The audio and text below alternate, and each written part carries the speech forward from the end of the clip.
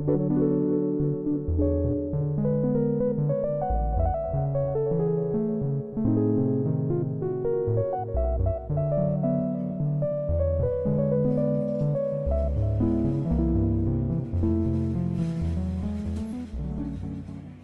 earliest recollection of like my infatuation with music was man, it's gonna date myself here.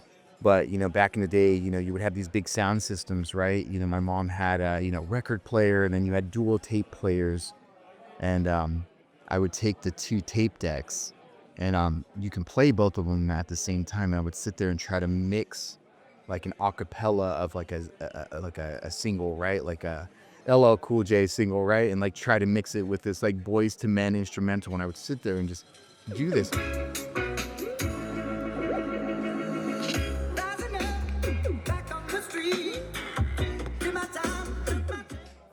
In the beginning of my DJ career, I was a little insecure about like what I was gonna play for people, because a lot of it isn't very I mean, none of it's mainstream. Like I would say during a typical set, you're gonna hear 98% of something that you've never heard before.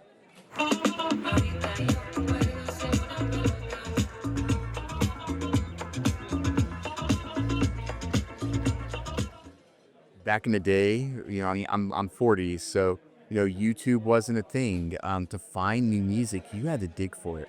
So like, I would go to a record store and be like, find this weird Arabic record, and I'd be like, this looks like it might have something on it. Throw it in the cart. I would find some record with these Russian letters that I couldn't read. I'm like, cool. Throw that on the cart too.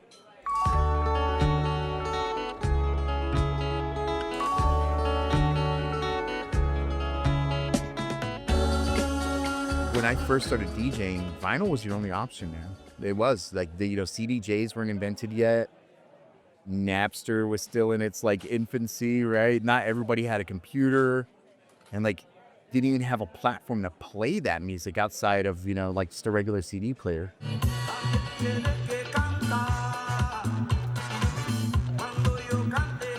For me, it's just like having something tangible and saying like, hey man, I have this. I physically own this music. It's got my fingerprints on it.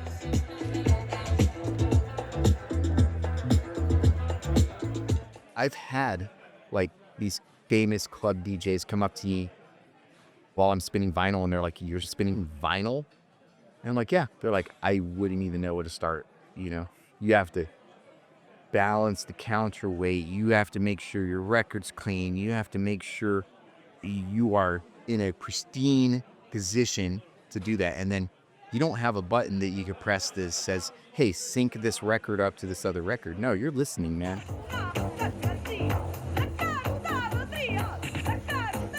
So, maybe I'm a glutton for punishment, but sometimes the harder way is the better way, man. And that's just me.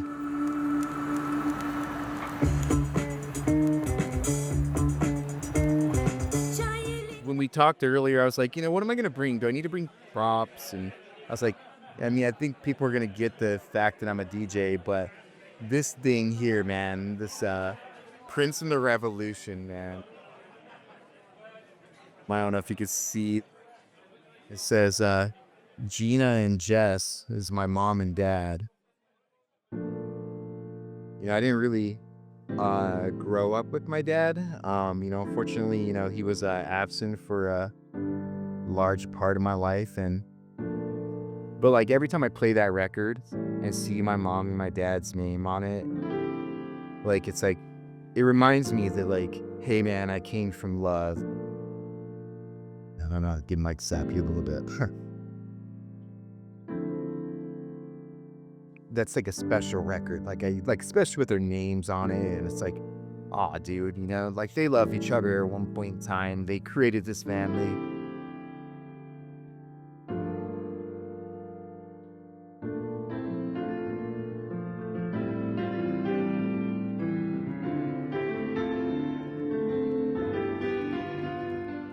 Whatever energy is encapsulated in this disc, I'm sharing, man. I'm gonna put it out there. And those crackles and dust pops, like it's character.